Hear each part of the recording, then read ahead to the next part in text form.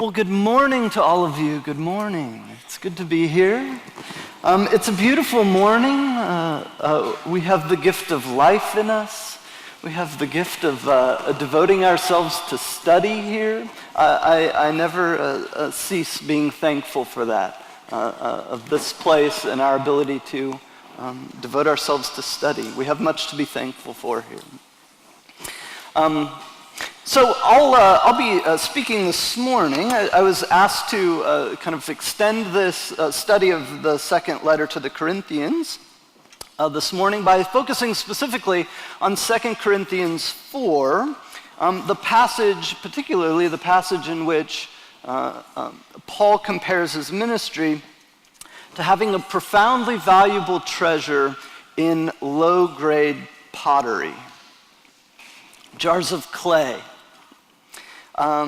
And my aim this morning is to try to better understand that, what Paul is doing with that image, and to try to clarify some of the questions, and I think probably profoundly personal and difficult questions that this passage might produce for us today. And as fair warning, I'll probably leave you more with questions than conclusions. I'm an artist, after all. That's what we do.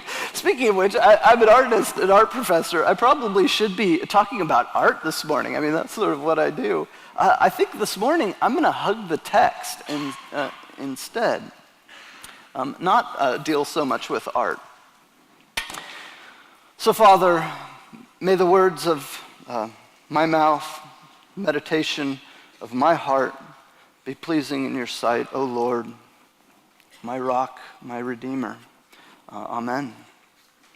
If you have your Bibles with you, feel free to open with me to 2 Corinthians.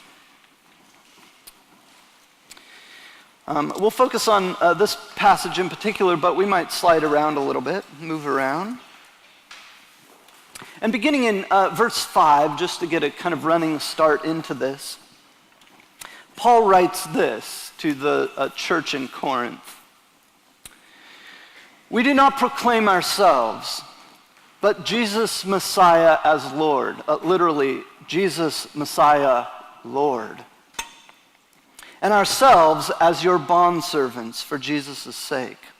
For the God who said, "Let light shine out of darkness," has made his light shine in our hearts, the light of the knowledge of God's glory displayed in the face of the Messiah. But we have this treasure in clay pots, such that this extraordinary power clearly belongs to God and not to us.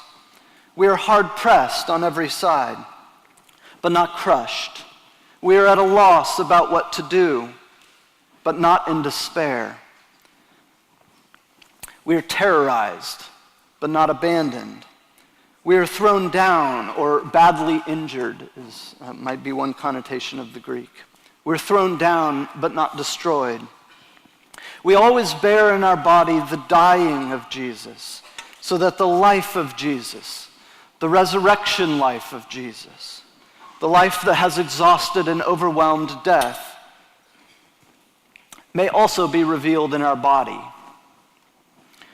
We are still alive. We who are still alive are always being given over to death because of Jesus, so that the life of Jesus may be made visible in our mortal flesh. And so this is how it is. Death is at work in us, but life is at work in you. I want to begin by making two observations here in relation to the ways that I've generally heard this passage preached. This passage, in fact, the entirety of this letter, is often interpreted in terms of what it might teach us about Christian ministry, including the vulnerability and very real difficulties that might be involved. That's understandable, and I think there's a lot to learn from Paul on that count, but I think it mostly misses the point that Paul's trying to make here, actually. He's not writing to encourage others in their ministry, as he did in the letters to Timothy, for instance. Rather, he's writing to challenge the thinking of the people to whom he's writing. the people to whom he is ministering. All of his points are constructed for challenge of his and encouragement of his of the church in Corinth. We readers generally want to identify ourselves with Paul's we. We have this treasure. We are hard-pressed, etc. But it seems that it might be much more appropriate and more careful reading for us to instead identify with the you to whom the letter is addressed. The suffering that Paul is describing is his. It's not ours. It's not mine. And I'm remiss to just kind of take it as mine or claim it too quickly or too easily. He's specifically telling his readers that he has taken the dying side of the equation so that we might have the living side of the equation. He manifests the dying and the living of Christ in his body. He's taking the dying side of that equation so that the church in Corinth might have the living side, if you will.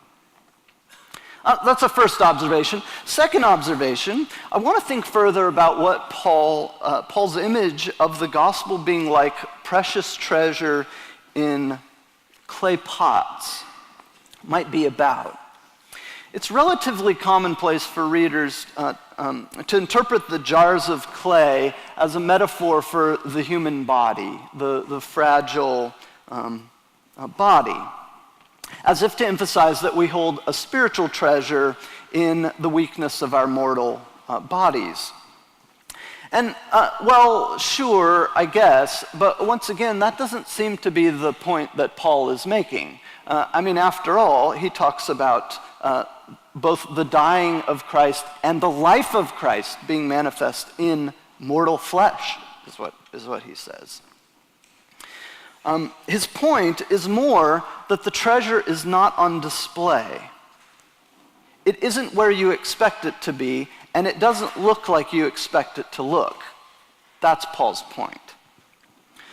Scholars have a few different interpretations or suggestions about what this image of the clay pots is that Paul's referring to. I mean, where does he get this image? What image is it's supposed to conjure in the minds of the Corinthians? And there are a few different options. Given the imagery of light shining in darkness from the verse 5 that we read, and actually it's a bit earlier than that, even though we didn't read it. Given the imagery of light shining in the darkness, some think that he's talking about a ceramic oil lamp that holds light, holds the fragile flame in the darkness and allows the light to shine into the darkness. And the ceramic clay holds the sort of fuel for this flame and supports it. Maybe that fuel being the Spirit filling the person, if you will. That's a fascinating suggestion. The problem is that Paul knew the word for lamp, lyknos, if my Greek pronunciation is good, and instead he used the more generic word for vessel or pot. It is perhaps a strange word choice if he specifically wants us to think about a lamp here. Other readers have pointed out that ceramic jars were also used to hold texts, scrolls. The Dead Sea Scrolls are a particularly important example. Here is an image of pots in which the Dead Sea Scrolls were found. The texts held inside these jars are exceedingly precious, the community's most precious possession, these texts. And they're very fragile. They're treasures that are held in clay pots, and they're treasures which, I suppose we could say, bring the light of knowledge, bring the light of learning, meditation, bring the light of the scriptures. So that's a second possibility, and quite an interesting one. Others have argued that the jars in view here are the kind in which people would stash coins and bury them. For safekeeping, bury them for saving. This is a very common practice, especially during times of warfare or social instability. In fact, in Matthew 13, verse 44, Jesus tells a parable in which a man finds one of these buried in a field. And its contents were so valuable that he sells everything he owns in order to purchase the field in which this is buried. And the point of Jesus' parable, he says it outright, the kingdom of heaven is like a treasure buried in a field that a man finds.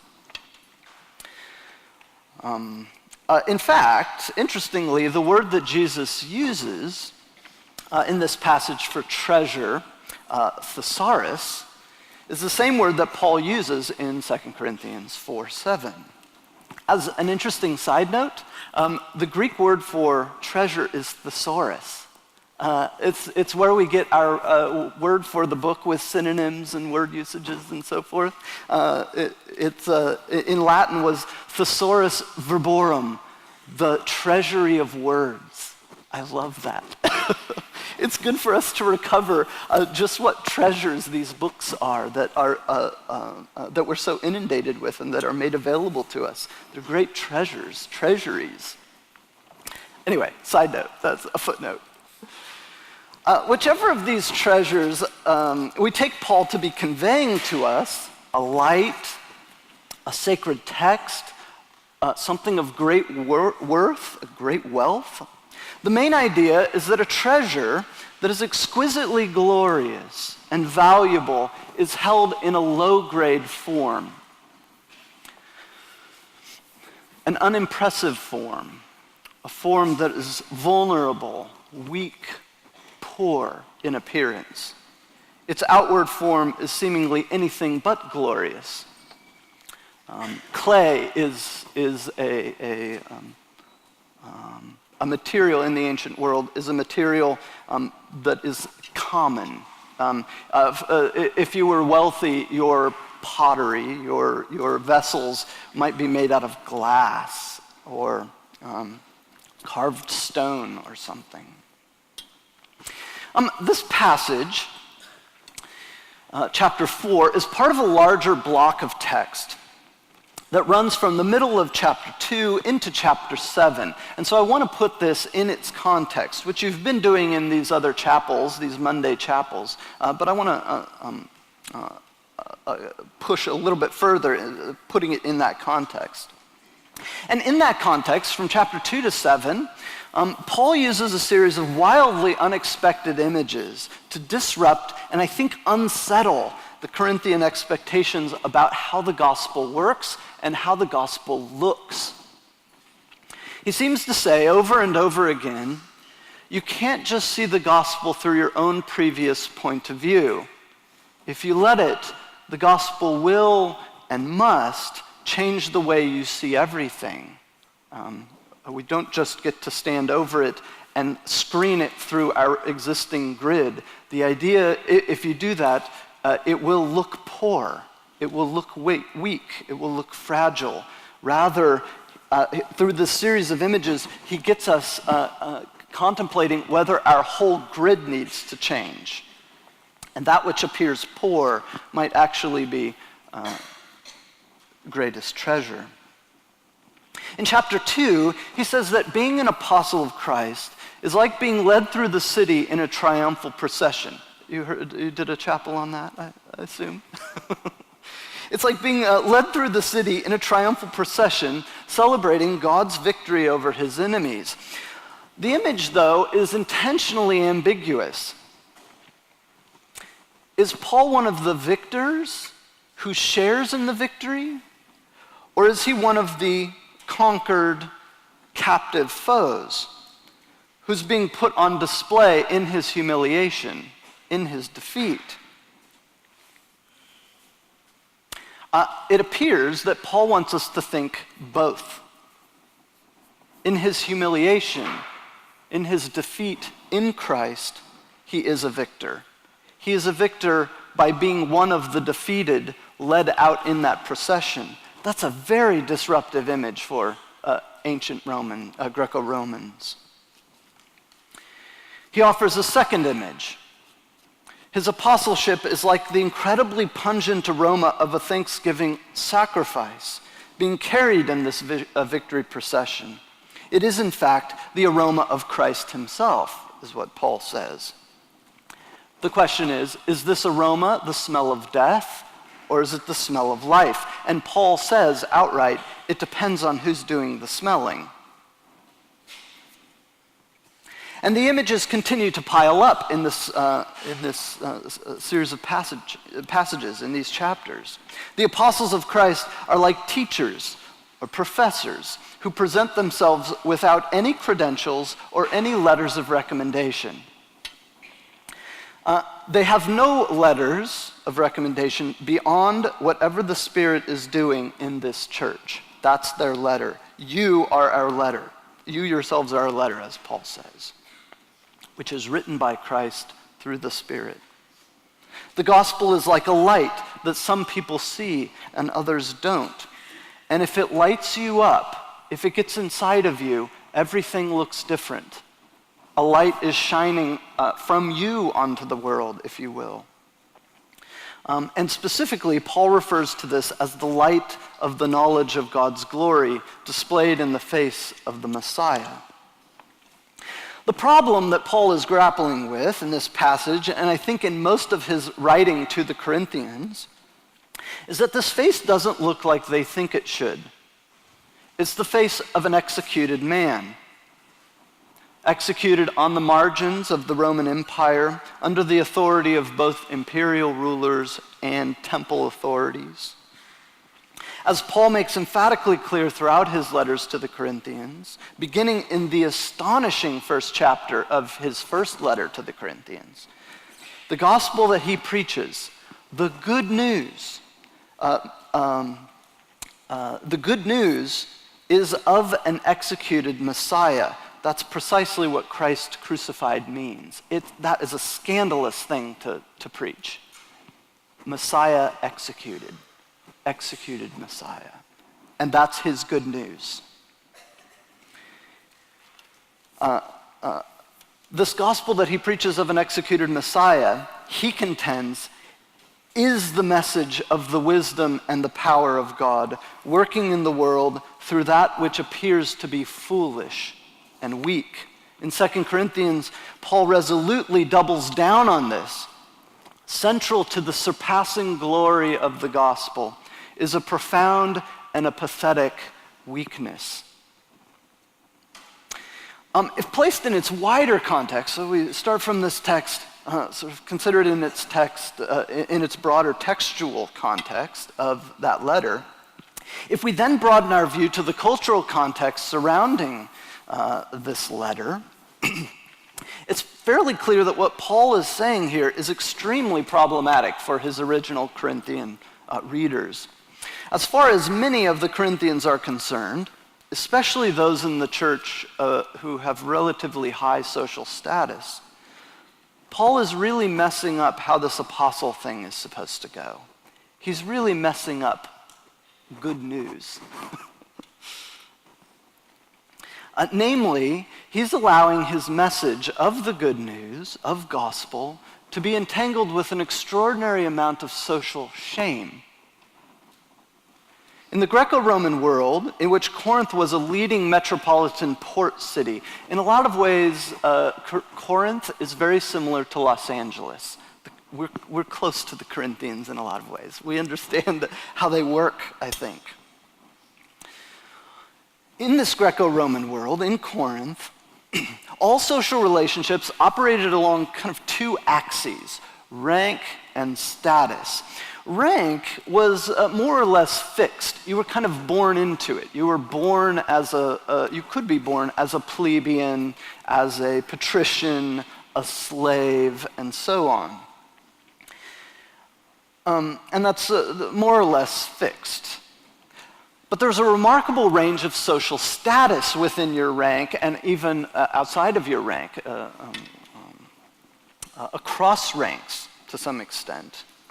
The operation of status is extremely familiar to us. We understand how it works. It depends on one's intelligence, your savviness, your level of education, your success in business, your professional connections, the kinds of friendships and memberships you might have, the general attractiveness of your appearance, your attitude, your lifestyle. That's the stuff of status. Those who are attractive in one way or another. And your status goes up or down depending on those sorts of things. Your connectedness, how much people respect you and look to you. Improving one's social status was a central concern for Corinthians. It's the way you made your living. It's the way you improved life, and it's the way that your life, to have one's status destroyed is in a lot of ways to have one's livelihood destroyed. The Corinthians would have been very preoccupied with cultivating status. Not just to get attention, but there was so much else wrapped up in it.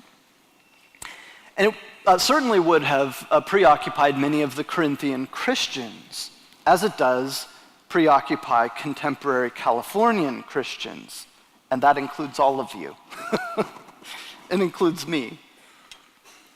Even if you're not from California, you're included.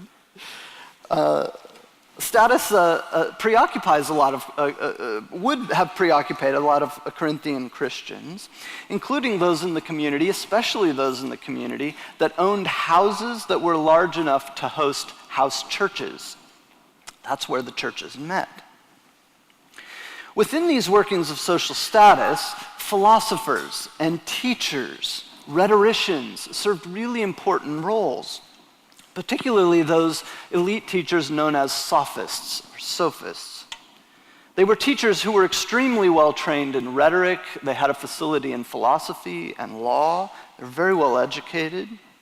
And they made their living by working for wealthy patrons. They were hired to teach the most advanced forms of learning and wisdom. Sophos means in Greek wisdom. Philosophy is love of wisdom, the sophists.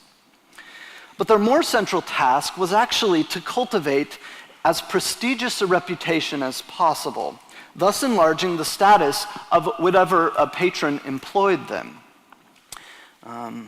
It's not unlike universities, understandably, wanting to hire people who are very well known in their fields.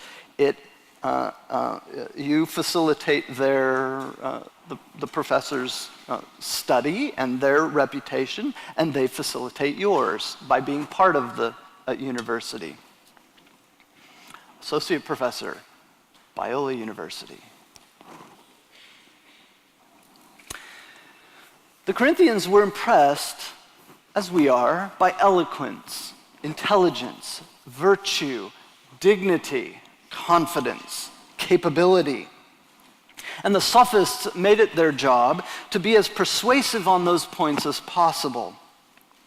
The more credentials the sophist was able to boast about, the better his patron looked, and it's in this sense that sophist came to refer to a kind of slick, opportunistic, rhetorical spin.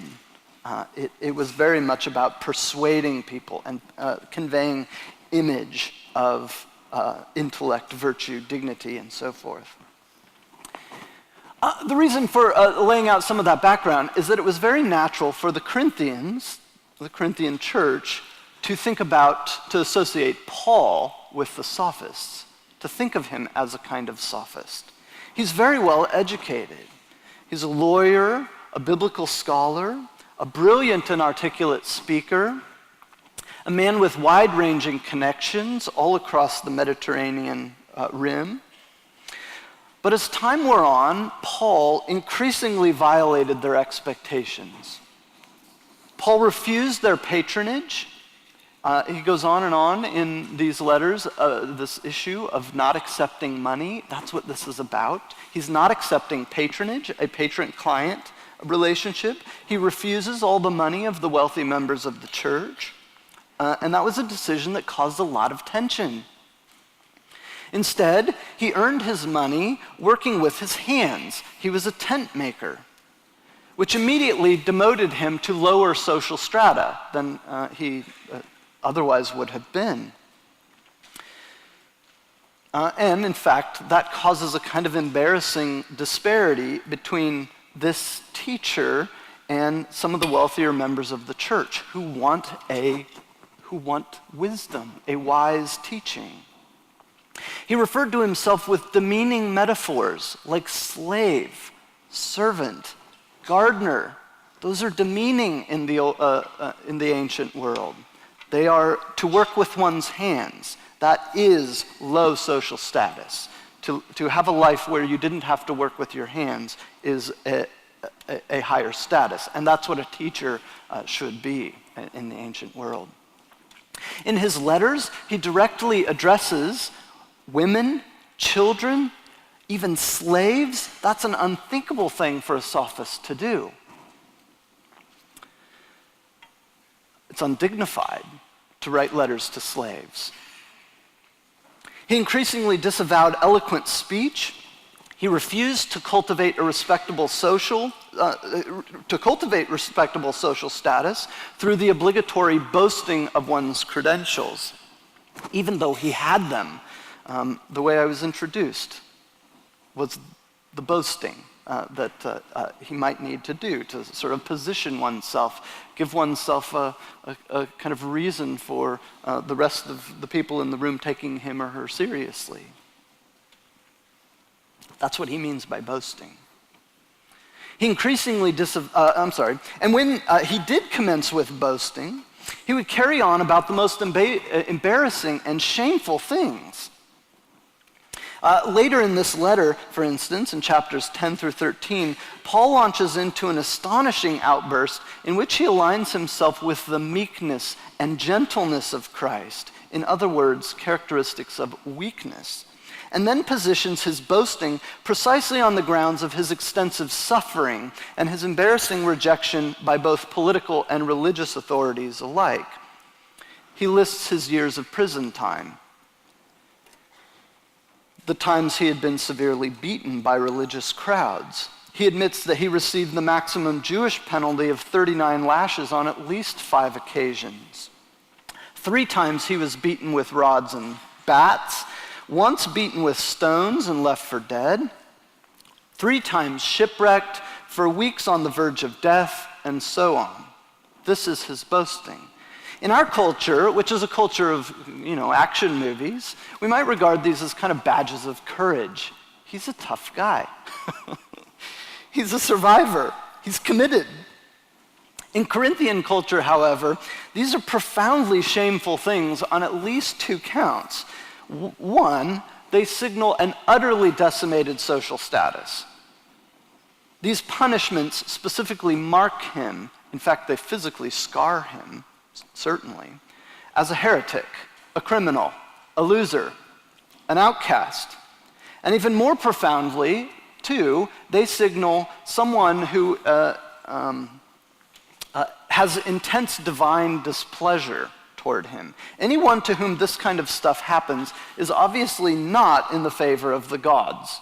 Why would you listen to him for wisdom?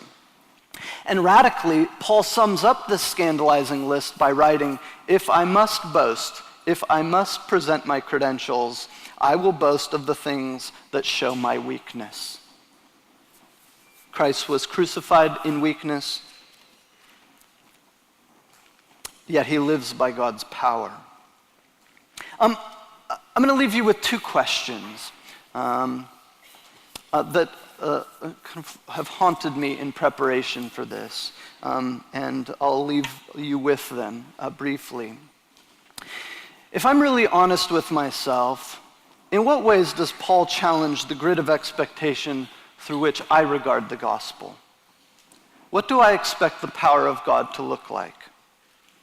The way I answer that question is almost certainly tied up in what I assume to be the kind of life that really counts. I want God to help me live a life that really matters. And I would venture to say that in our age of mass media, our sense of what matters is closely tied to the level of visibility that it achieves. We want to make a difference, make an impact, and we judge those things primarily by way of the recognition that they garner in whatever field of influence we're interested in. I want God to enable my actions to matter more through positions of influence, by contributing to important discussions, by giving good chapel talks, and so forth. What matters to us is what makes the news, whatever grabs attention, whatever captures public imagination. There's, of course, a remarkable similarity between our culture, our status-obsessed culture, and the status-obsessed culture of ancient Corinth. Mass media culture is sophist culture par excellence, and that deeply shapes what I think is a successful life and what I think the power of God looks like.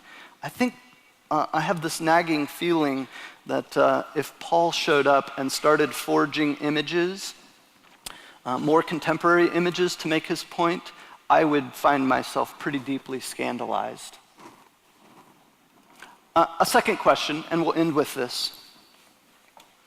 In talking about weakness in this way, doesn't this become a kind of convenient permission for irresponsibility? There is, of course, no virtue to being weak or foolish in itself. Is my chapel message simply promoting more inane, juvenile, sophomoric Christianity? Sorry, sophomores. that's where your name comes from. That's an excellent question that demands more careful distinctions, which we don't have time for. I just want to suggest that the kind of weakness and foolishness that Paul is endorsing and living into is the weakness of love, of faithfulness. It's the weakness of one who opens himself or herself to love and joy and peace and patience and kindness, goodness, faithfulness, gentleness, self-control. Those don't fit with self-fortification, the kind of power that we're used to.